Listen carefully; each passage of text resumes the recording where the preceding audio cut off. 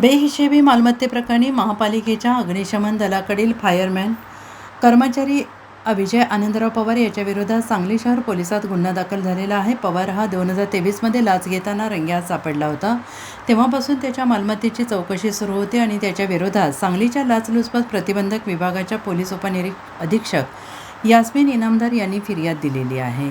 सांगली मिरज कुपवाड महापालिकेच्या अग्निशमन दलाकडे फायरमॅन म्हणून संशयित विजय आनंदराव पवार हा दिनांक 28 जून 2023 रोजी लाच घेताना रंगेहात सापडला होता. त्यामुळे त्याने भ्रष्ट मार्गाने संपत्ती मिळवण्याचा संशय बळवल्याने त्याचा 1 जून 2004 ते 28 जून 2023 या कालावधीतील त्याच्या व्यवहारांची, त्याच्याकडे असलेल्या मालमत्तांची, त्याने केलेल्या खर्चाची, त्याच्या अज्ञान उत्पन्न स्त्रोतांची चौकशी करण्यात आली. या चौकशीत त्याच्याकडे एकूण 26,60,787 रुपयांची अधिकची बेहिशोबी मालमत्ता असल्याचं उघडकीस आलेलं आहे. त्यामुळे त्याने ही मालमत्ता भ्रष्ट मार्गाने मिळवली असल्याचे चौकशीत स्पष्ट झाल्याने त्याच्या विरोधात सांगली शहर पोलिसात भ्रष्टाचार प्रतिबंध अधिनियमातील तरतुदीनुसार गुन्हा दाखल करण्यात आलेला आहे. याबाबतची माहिती लाचलुचपत प्रतिबंधकच्या सांगली विभागाच्या पोलीस उपअधीक्षक यास्मिन इनामदार यांनी दिली आहे.